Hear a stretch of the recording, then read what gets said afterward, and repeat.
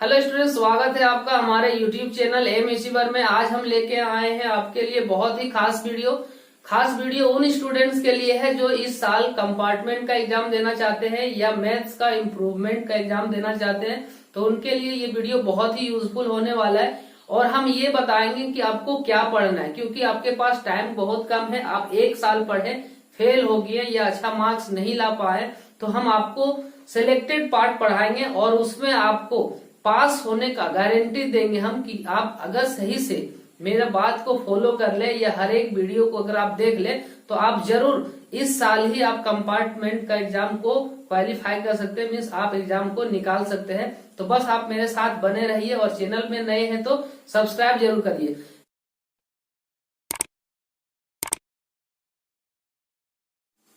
ताज्जुब होता है कि कैसे लोग 12th का मैथ्स में फेल हो जाते हैं, क्योंकि 6 मार्क्स का क्वेश्चन 7 क्वेश्चन आता है और यहीं से आपको 42 मार्क्स मिल जाता है।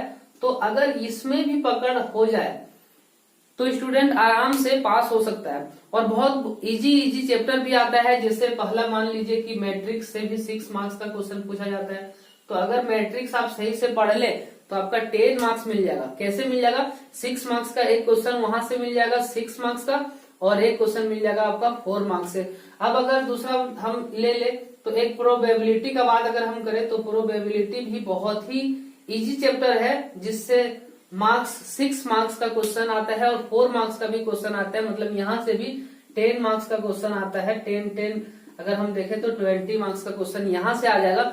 और अगर हम बात करें, अगर मैट्रिक्स सीख ले तो डिटर्मिनेंट भी आप बहुत आसानी से बना सकते हैं। हम सब चैप्टर नहीं पढ़ने बोलते हैं। एप्लीकेशन ऑफ इंटीग्रल अगर आपको हार्ड लगता है तो मत पढ़िए। एप्लीकेशन ऑफ डिफरेंशिएशन बहुत अगर हार्ड लगता है तो मत पढ़िए। अगर 3D आपको हार्ड लगता है तो मत पढ़िए, उसको गोली मारिए। अब देखिए यहाँ एक बात करते हैं हम, एक चैप्टर है LPP, लीनियर प्रोग्रामिंग का चैप्टर है। ये चैप्टर भी बहुत ही इजी है। यहाँ से भी आप 6 मार्क्स बहुत आसानी से ला सकते हैं। किसी को लगता होगा सर ये चैप्टर तो हार्ड है, लेकिन हम आपको इतना ही इजी तरीके से बताएंगे कि ये चैप्टर आपको बिल्कुल इजी लगेगा और ये चैप्टर, इस चैप्टर से क्वेश्चन आप छोड़ के नहीं आएंगे। एक और चैप्टर का नाम हम ले लेते हैं, जैसे कि मान लीजिए आपको मैक्सिमम और मिनिमम। बहुत लोग को मैक्सिमम मिनिमम में भी दिक्कत होता है, लेकिन मैक्सिमम मिनिमम को भी आप यहाँ बहुत आसान तरीके से सीख सकते हैं। और ये आप समझ लीजिए कि यहीं से 20 नंबर यहाँ हो गया आपका, 6 नंबर यहाँ और फिर 6 नंबर हम मैक्सिमम मिनिमम से देंगे। अगर इतना भी अगर आप सही से कर लें, आपको हम सिर्फ ये पॉइंट बता रहे हैं कि इतना काम कर ले तो 32 मार्क्स का क्वेश्चन आप सॉल्व कर लिए। आपके पास काबिलियत नहीं है कि 1 नंबर और आप ला पाए, तो 33 मार्क्स लाना बहुत ही सिंपल है। तो हम सिर्फ 33 मार्क्स का ही नहीं पढ़ाएंगे, आपको 33 मार्क्स से आगे भी पढ़ाएंगे। पास सिर्फ नहीं कराएंगे, अच्छा मार्क्स भी आपका आएगा। बस मेरे साथ आप चैनल में बने रहिए, ठीक है। अब हम लोग वीडियो को स्टार्ट करते हैं। सबसे पहले आज हम बात करेंगे मैट्रिक्स में किस टाइप का क्वेश्चन आता है। अगर चैप्टर आपको समझ में आ गया है कि इसमें 10 मार्क्स का पूछा जाता है, तो अब आपको चाहिए कि किस टाइप का क्वेश्चन पूछा जाता है, हर साल किस टाइप का क्वेश्चन पूछा जाता है। तो हम आपको क्वेश्चन दिखाते हैं कि कौन सा क्वेश्चन पूछा जाता है। तो देखिए क्वेश्चन हम यहाँ लिख दिए हैं, लिखा हुआ है solve the system of linear equation using matrix method. Matrix method से ये जो क्वेश्चन आप देख रहे हैं, इस क्वेश्चन को मैट्रिक्स मेथड से सॉल्व करना है। मतलब x का वैल्यू, y का वैल्यू, z का वैल्यू, ये जो यहाँ x y z variable use किया गया है, इसका वैल्यू को फाइंड करना है मैट्रिक्स मेथड से। अगर आप क्लास 12 में है तो आपको ये क्वेश्चन देख के पता चल ही गया होगा कि इस टाइप का क्वेश्चन आया था एग्जाम में इस बार भी। आप अगर पिछला साल का क्वेश्चन देखें तो पिछला साल का भी क्वेश्चन में इस टाइप का क्वेश्चन आया था। अगर आप प्रीवियस 10 इयर्स का क्वेश्चन उठा लीजिए तो उसमें आपको हर एक साल इस टाइप का क्वेश्चन जरूर मिलेगा आपको, कि सॉल्व करने में बोला गया था एक सिस्टम ऑफ लीनियर इक्वेशन को किससे, यूजिंग मैट्रिक्स मेथड से। और ये क्वेश्चन हर साल पूछा ही जाता है, कंपार्टमेंट में 100% पूछा ही जाएगा। बस चेंज कहाँ होता है हम आपको बता दें। जैसे यहाँ 2 लिखा हुआ है, x का कोफिशिएंट 2, यहाँ 8 लिखा हुआ है, यहाँ z लिखा हुआ है, तो कोफिशिएंट चेंज हो सकता है। कोफिशिएंट हम अपने से नहीं दे सकते हैं, या फिर आप जो सोच रहे हैं वो आ जाएगा, ये जरूरी नहीं है। क्योंकि यहाँ 2 के जगह पे अगर 3 बैठा देंगे तो रटना नहीं है, आपको समझना है, स्टेप समझना है। और इस टाइप का क्वेश्चन, हर एक क्वेश्चन, मतलब जितना भी क्वेश्चन आएगा उसके लिए एक ही मेथड है, स्टेप आपको सीखना है कि इसके बाद क्या करना है, इसके बाद क्या करना है। और हम आपको यहाँ स्टेप को बहुत ही सिंपल तरीके से बताएंगे, बस आपको वीडियो को पूरा देखना है और सीखना है।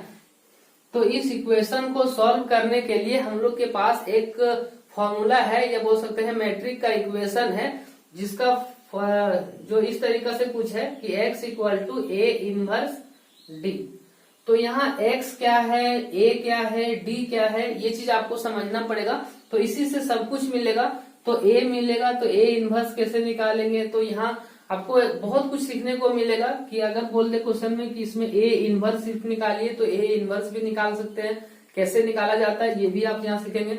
तो अब हम यहाँ एक एक करके स्टेप बताना स्टार्ट करते हैं। तो सबसे पहला स्टेप क्या है, इसमें से कौन कौन सा मैट्रिक्स बनता है उसको आपको लिखना है। तो देखिए हम यहाँ से इधर तो लिखे हैं, तो अभी पहले तो देखिए हम यहाँ से बनाना स्टार्ट कर रहे हैं। और सबसे पहले हम मान ले रहे हैं, लेट लिखेंगे ए के इक्वल टू ए, एक मैट्रिक्स का नाम है और उसको हम लोग मानेंगे एक्स का कोफिशिएंट, वाई का कोफिशिएंट, जेड का कोफिशिएंट यहाँ से मिलने वाला है। देखिए यहाँ से कैसे मिलेगा, इस लाइन में जो जो नंबर है उसको लिख दीजिए। जैसे एक्स का कोफिशिएंट यहाँ 2 है तो यहाँ 2 लिखिए, वाई का कोफिशिएंट 8 है तो यहाँ 8 लिखिए, जेड कोफिशिएंट 5 है यहाँ 5 लिखिए। और इसके बाद इसको लिखिए, इसमें जो जो है तो यहाँ देखिए कुछ नहीं है तो यहाँ 1 है, और इसका कोफिशिएंट भी 1 है और इसका कोफिशिएंट 1 है। अगर कोई नंबर नहीं दिखे तो समझिए कि वो 1 से मल्टीप्लाई है, और इसलिए यहाँ कोफिशिएंट हम लोग 1 लिखे। अब इस लाइन में आ जाइए थर्ड इक्वेशन में, यहाँ भी कोफिशिएंट 1, यहाँ कोफिशिएंट 2, यहाँ कोफिशिएंट माइनस अगर रहेगा तो वो माइनस के साथ आपको लिखना है, तो ये हो गया -1। ये ए मान लिए। अब आपको यही मान लेना है एक दूसरा मैट्रिक्स जिसका नाम होगा एक्स, और एक्स मैट्रिक्स में कौन कौन सा एलिमेंट आएगा वो भी हम बता दें आपको। ये जो वेरिएबल यूज किया हुआ रहेगा वही होगा। तो देखिए यहाँ हम लोग लिखेंगे एक्स, ये वाई और ये जेड, ठीक है। और एक दूसरा मतलब तीसरा जो मैट्रिक्स होगा उसको हम लोग मानेंगे डी, जो अभी नाम हम लोग देखे थे X equal to A inverse D. तो डी क्या है, ये जो इक्वल टू के बाद होगा वो जो नंबर होगा उसी को हम लोग बना देंगे इसका एलिमेंट। तो यहाँ हम लोग लिखेंगे 5 -2 और 2। तो इस तरीका से हम लोग यहाँ लिख दिए।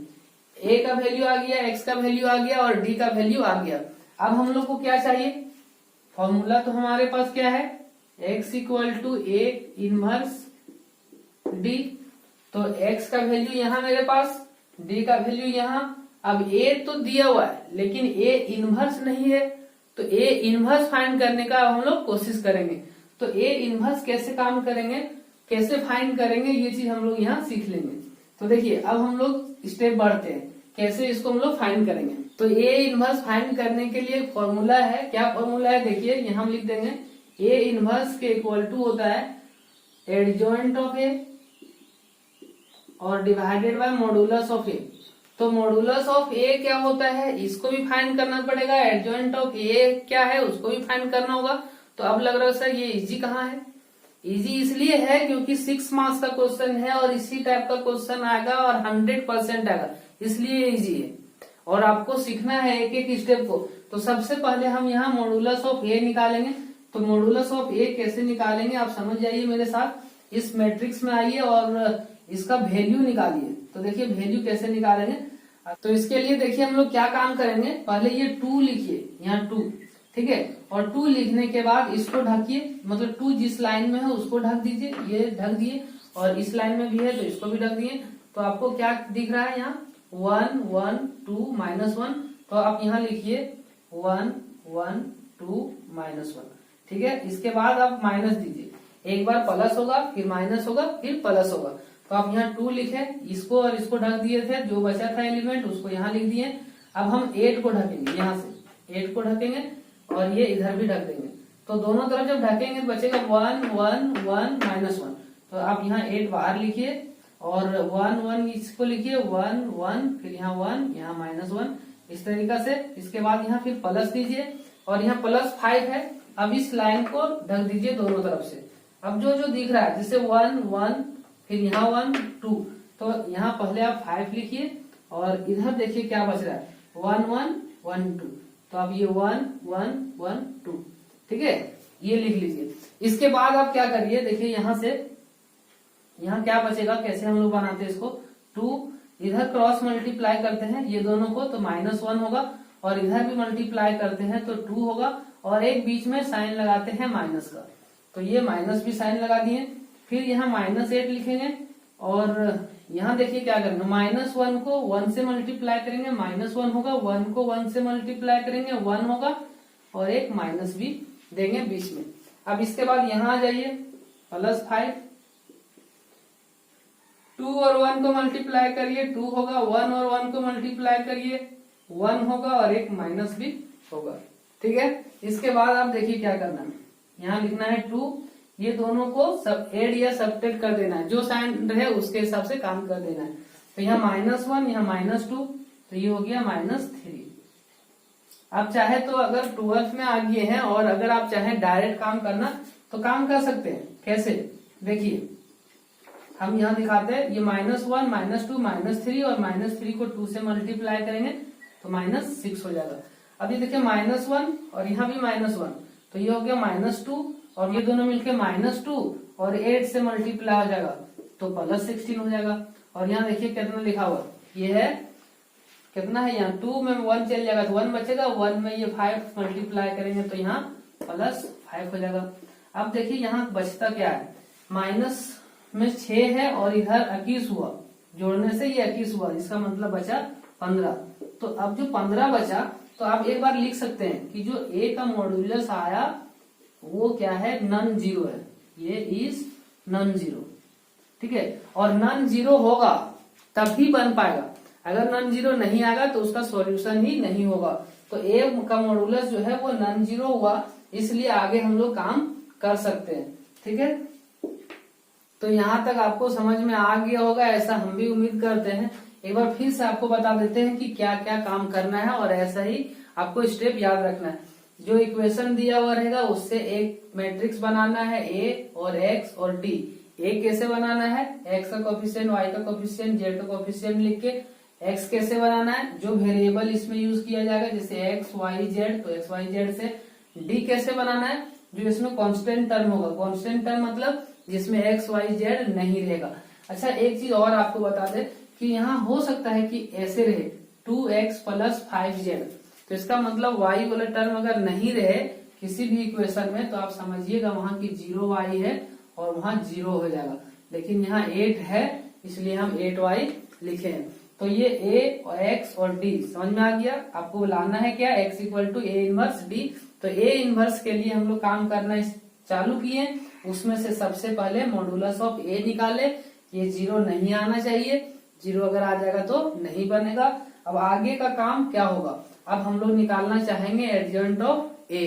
उसके लिए क्या करना होगा, इस मैट्रिक्स का आपको कोफैक्टर निकालना होगा। तो कोफैक्टर कैसे निकाला जाता है ये चीज हम आपको बताते हैं, तो इसके बाद आपको वही काम करना है। तो इसके लिए हम बाकी चीज को मिटा दिए हैं, बस आप याद रखिएगा कि मॉड्यूलस ऑफ a का वैल्यू 15 आया है और इसका यूज होने वाला है क्योंकि इस टाइप का फॉर्मूला आने वाला है। तो अब हम निकालते हैं कोफैक्टर और यहाँ लिखेंगे कोफैक्टर। देखिए ये लाइन आप समझ जाइए और इस टाइप का लाइन आपको भी लिखना है, कोफैक्टर ऑफ द एलिमेंट। ये कोफैक्टर किसका निकलेगा, एलिमेंट का निकलेगा। और सबसे पहले हम लोग निकालेंगे ऑफ फर्स्ट रो। तो पहले हम फर्स्ट रो का काम करेंगे। तो फर्स्ट रो का काम का मतलब कोफैक्टर कैसे निकालेंगे, देखिए अब क्या करना है, ये फर्स्ट रो है तो फर्स्ट रो में आपको क्या करना है, पहले ये 2 आता है तो 2 को ढकना है इस टाइप से। तो इसका मतलब यहाँ 1 2 1 और ये 1 बचा। तो आपको ये 2 भी बाहर नहीं लिखना है, सिर्फ डिटर्मिनेंट लिखना है। जैसे ये ढक दिया और ये ढक दिया तो यहाँ बचा 1 1 2 -1। तो यहाँ 1 लिखिए, 2 लिखिए, 1 लिखिए, -1 लिखिए और इसके बाद कॉमा दीजिए। यहाँ कॉमा दिए, फिर यहाँ एक माइनस लिखिए और दूसरा डिटर्मिनेंट लिखिए। दूसरा डिटर्मिनेंट में क्या करना है आपको, ये 8 से ऐसे और इसको ऐसे ढकना है। तो इसका मतलब इस लाइन का नहीं लिखना है और इस लाइन का नहीं लिखना है, तो ये दोनों लिखना है। तो 1 1 लिखना है और यहाँ से 1 और -1 भी लिखना है। और इसके बाद फिर आपको प्लस देना है, प्लस नहीं भी देंगे तो चलेगा। अब दूसरा डिटर्मिनेंट लिख लीजिए अब ये 5 से, ये 5 ऐसे और इसको ढकिए, तो यहाँ बचेगा ये सब चारों नंबर, मतलब यहाँ बचने वाला है 1 1 1 और 2। तो इसको सॉल्व करके जो वैल्यू होगा वो कहलाएगा एलिमेंट। देखिए, तो यहाँ से क्या करेंगे, ये दोनों मल्टीप्लाई करेंगे तो -1 होगा, तो -1 और इधर मल्टीप्लाई होगा तो -2। तो इसके बाद इसका काम करेंगे, इधर होगा -1, ये माइनस बाहर रहेगा और इधर होगा -1 और ये -1। फिर यहाँ काम कर लेंगे कॉमा देके। अब देखिए इधर होगा 2 और यहाँ होगा -1। अब यहाँ क्या बचने वाला है, तो यहाँ बचने वाला है -3 और यहाँ बचने वाला है, देखिए कॉमा के बाद ये -2 होगा ब्रैकेट के अंदर, लेकिन ये माइनस के कारण ये हो जाएगा प्लस में 2, तो सिर्फ 2 लिखना है। और यहाँ देखिए क्या होगा, 2 में 1 को अगर सब्ट्रैक्ट करेंगे तो यहाँ बचेगा 1। इसको आप इक्वेशन फर्स्ट बोल दीजिए। ठीक है, ये काम आपको किसके साथ करना है, इस रो के लिए भी काम करना है और इस रो के लिए भी काम करना है। तो वीडियो को हम लंबा नहीं करते, इसी टाइप से आपको बनाना है। देखिए हम यहाँ बना के डायरेक्ट दिखा देते हैं। तो देखिए इधर हम कोफैक्टर निकाल दिए हैं, सेकेंड रो का और थर्ड रो का थोड़ा सा समझा दे रहे हैं कि कैसे बनाए। यहाँ प्लस माइनस प्लस शुरू हुआ, तो यहाँ फिर माइनस प्लस माइनस शुरू होगा, इसलिए यहाँ पहले माइनस दिए हैं, यहाँ प्लस मतलब नहीं दिए और यहाँ माइनस दिए। और एक चीज समझ लीजिए, सेकेंड रो के लिए है तो पहले इसका बात करेंगे, ये 1 का, तो 1 के लिए बात करेंगे तो इधर और इधर हम लोग ढक देंगे। तो आपको जो दिख रहा होगा मतलब 8 5 2 -1, वही चीज यहाँ लिखा हुआ 8 5 2 -1। इसके बाद आप देखिए 1 से लेंगे, इसके लिए काम करेंगे तो यहाँ 1 से ऐसे और ऐसे ढकेंगे, तो 2 5 1 -1 बचेगा, तो 2 5 1 -1।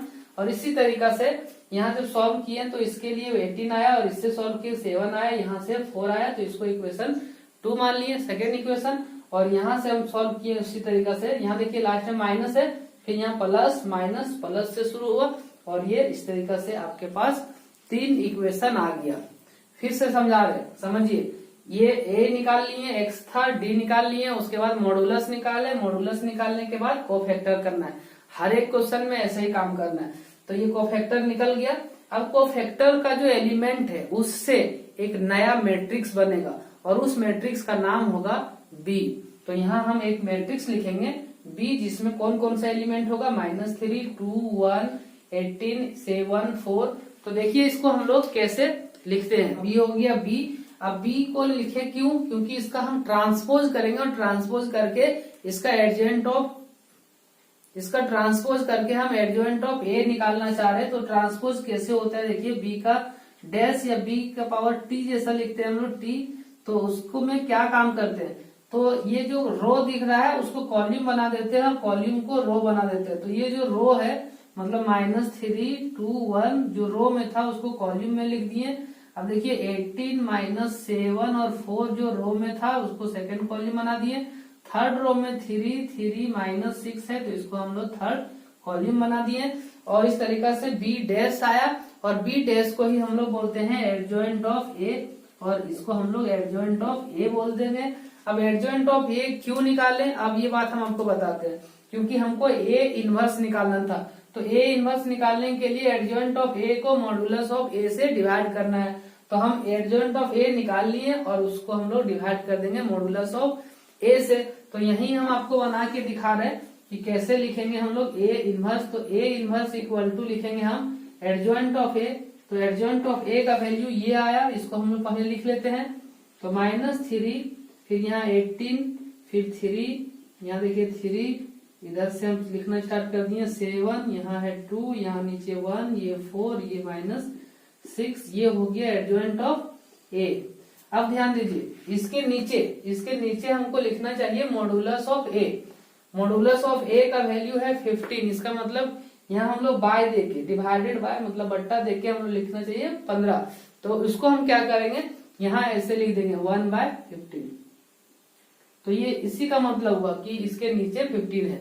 ठीक है, तो ये हो गया आपका 1/15 और ये जो मैट्रिक्स आया वो A इनवर्स कहलाया। अब A इनवर्स क्यों निकाले, क्योंकि A इनवर्स यहाँ जरूरत पड़ने वाला है और वही लास्ट स्टेप है। हम लोग लास्ट स्टेप तक पहुंच गए हैं। अब हम लोग ये काम कर देंगे x equal to A inverse D और वही मेरा फाइनल स्टेप होगा और उससे हम लोग का आंसर निकल जाएगा। बाकी चीज को हम मिटा दिए हैं। अब यहाँ हम लिखेंगे अब final step x equal to A inverse D। तो ए इनवर्स डी, इसका मतलब देखिए क्या होगा, x का वैल्यू यहाँ बैठा देंगे। x में जो जो आया है, x में क्या क्या आया है आप देख सकते हैं। x लिखा हुआ है, y लिखा हुआ है, z लिखा हुआ है, इसी का वैल्यू फाइंड करना a इनवर्स। और a इनवर्स d का भी वैल्यू देखिए हम लिख दिए हैं। a इनवर्स मतलब जो अभी हम लोग a इनवर्स निकाल चुके थे ये मैट्रिक्स, और यहाँ इंटू है तो इसलिए हम इंटू दिए, और d का वैल्यू यहाँ से हम लोग इसको बैठा दिए। अब इसको मल्टीप्लाई करना है, तो कैसे मल्टीप्लाई करेंगे देखिए, ये 1/15 को पहले बाहर ही रहने दीजिए। अब यहाँ से कैसे मल्टीप्लाई होगा इस चीज को भी आप समझ लीजिए। क्लास 12 में है तो जरूर आप सीखे होंगे, लेकिन अगर दिक्कत है तो यहाँ आप समझ जाइए क्या करना है। एक स्टेप इधर बढ़ना है और एक स्टेप इधर बढ़ना है। तो कैसे हम लोग स्टेप बढ़ते हैं, ध्यान दीजिए। ये -3 से मल्टीप्लाई होगा पहले 5 में, तो यहाँ होगा -15, और इसके बाद इधर आगे बढ़ना है, मतलब ये 18 से मल्टीप्लाई होगा -2 को, तो -2 और 18 मल्टीप्लाई करेंगे तो माइनस में 36 होगा, और 3 को मल्टीप्लाई करेंगे 2 से तो 3 2 जा 6 होगा। और इस तरीका से हम लोग तीनों रो में मल्टीप्लाई कर लेंगे। तो देखिए 2 से मल्टीप्लाई होगा यहाँ 5, तो ये होगा 10, -7 से मल्टीप्लाई होगा -2 तो हो जाएगा प्लस में 14, 3 से मल्टीप्लाई हो जाएगा 2 तो हो जाएगा प्लस में 6, ये -1 से 5 में मल्टीप्लाई होगा, यहाँ हो जाएगा 5, 4 से मल्टीप्लाई होगा -2 में हो जाएगा -8, -6 से मल्टीप्लाई होगा 2 में, यहाँ हो जाएगा माइनस होगा, प्लस नहीं होगा, माइनस में 12। और इसके बाद जो जो बचा उसको आप लिखिए। ये 1/15 का 1/15 रहेगा, और इसके बाद यहाँ क्या क्या बचा, यहाँ कितना हो सकता है ये, तो 36 में अगर 6 चल जाएगा तो माइनस में 30 बचेगा, -30 अगर इसके साथ मिल जाएगा तो माइनस में 45 हो जाएगा, मतलब 45। अब यहाँ देखिए आगे कर दें, ये दोनों को ऐड करेंगे तो 20 और 10, ये दोनों तीनों मिलके हो गया 30, तो यहाँ आप 30 लिखिए। और ये तीनों मिला के देख लेते हैं, -12 -8 -20, -20 में 5 चल जाएगा -15, तो यहाँ लिखेंगे -15। एक चीज और ध्यान दीजिए, ये जो नंबर है नीचे 15, तो अक्सर ऐसा होता है कि उसी का टेबल मीन्स उसी का पहाड़ा वाला नंबर यहाँ आता है। अगर कभी कभी नहीं आए तो वो थोड़ा सा बर्दाश्त भी करना होगा कि नहीं आया, लेकिन यहाँ देखिए 15 है तो 15 का टेबल वाला नंबर आ गया। अब समझिए ये 15 से इसको भी डिवाइड करना है, इसको भी डिवाइड करना है, इसको भी डिवाइड करना है, तो इसके इक्वल टू हम यहाँ लिख सकते हैं। देखिए क्या लिख सकते हैं, 45 को अगर 15 से डिवाइड करेंगे तो यहाँ हो जाएगा -3, फिर हो जाएगा 30 को डिवाइड करेंगे तो हो जाएगा 2, और 15 को फिर डिवाइड करेंगे तो ये हो जाएगा -1। आ गए आप फाइनल स्टेज में, आ गए आपका आंसर यहाँ से मिल जाएगा। ये देखिए x का वैल्यू -3, फिर देखिए y का वैल्यू 2 और z का वैल्यू -1। तो इसके बाद आप यहाँ लिख सकते हैं x इक्वल टू, नीचे लिखना आपको x इक्वल टू -3, y के इक्वल टू 2 और z के इक्वल टू -1, और यही हो गया आपका आंसर। एक बार और फिर से हम आपको पूरा टोटल का रिवीजन कराते हैं। देखिए कैसे आपको रिवाइज करना है, क्या क्या काम किए उस काम को आप सीख जाइए, आपको दिक्कत नहीं होगा। तो सबसे पहले हम लिखें a का वैल्यू, कहाँ से लिखें, x y z के साथ जो मल्टीप्लाई रहता है वो नंबर, x लिखें जो यहाँ x y z लिखा हुआ रहता है उसी को, मतलब जो वेरिएबल रहता है उसी को लिखें, फिर d लिखें इक्वल टू के बाद या जो कांस्टेंट टर्म होता है उसको हम लोग लिखें। अगर इक्वल टू से इधर पहले कर दिया जाए तो उसको बाद में कर लेना है, उसके बाद यहाँ लिखना है। a लिख लिए, x लिख लिए, d लिख लिए। क्यों लिखे, क्योंकि यहाँ x equal to a inverse d का जरूरत है। अब क्या काम किए, सेकेंड काम, दूसरा में मतलब जो पहला स्टेप आप बढ़ना था उसमें आप मॉडुलस ऑफ a निकाले, मॉडुलस ऑफ a निकाले 15 आया। उसके बाद आप क्या किए, सबका कोफैक्टर निकाले, कोफैक्टर निकाल लिए, आपको 3 इक्वेशन मिला। तीनों इक्वेशन में से जो एलिमेंट था उससे आप एक नया मैट्रिक्स बनाए, और उस मैट्रिक्स का नाम दिए आप B, और B का आप ट्रांसपोज किए। ट्रांसपोज कैसे किया जाता है, रो को कॉलम बना दिया जाता है। तो फर्स्ट रो को फर्स्ट कॉलम, सेकेंड रो को सेकेंड कॉलम, थर्ड रो को थर्ड कॉलम आप बना दिए, और जो ट्रांसपोज हुआ उसी को आप बोले एडजॉइंट ऑफ ए। तो एडजॉइंट ऑफ ए भी आप निकाल लिए, एडजॉइंट ऑफ ए निकल गया था, मॉडुलस ऑफ ए निकल गया था, डिवाइड कर दिए आप एडजॉइंट ऑफ ए को मॉडुलस ऑफ ए से, तो आपको क्या मिल गया, ए इनवर्स। ए इनवर्स क्यों निकालना था, क्योंकि टारगेट तो हम लोग का यही है, x equal to A inverse D. तो ए इनवर्स निकल गया, डी हमारे पास है, ये दोनों मल्टीप्लीकेशन के फॉर्म में है, तो अब यहाँ मल्टीप्लाई आपको करना था। तो अब यहाँ क्या किए, x equal to A inverse D को मल्टीप्लाई किए। मल्टीप्लीकेशन का रूल भी हम आपको यहाँ समझा दिए। मल्टीप्लाई होने के बाद ये जो नंबर बचा, यहाँ 3 एलिमेंट है और यहाँ भी 3 एलिमेंट है, तो ये जो x है वो ये ऊपर वाला, जो बीच में है वो बीच का आंसर, जो नीचे है वो नीचे वाला आंसर। तो x y z इस तरीका से निकल गया। अब क्या करिए आप, हम क्वेश्चन देते हैं, इस टाइप का क्वेश्चन आप प्रैक्टिस जरूर करिए। तो ये क्वेश्चन है, देखिए हम यहाँ लिख दिए हैं x minus Y plus 2z equal to 1। Second equation है 2i minus 3z equal to 1।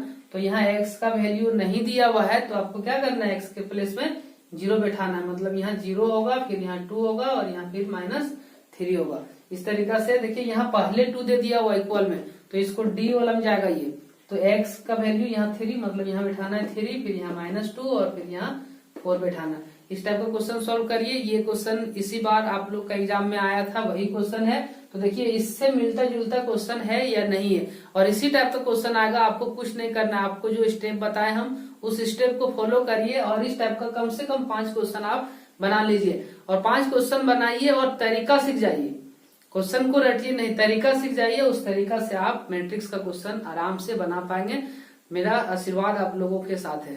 Video अगर अच्छा लगे तो लाइक कर दीजिएगा। Thank you for watching.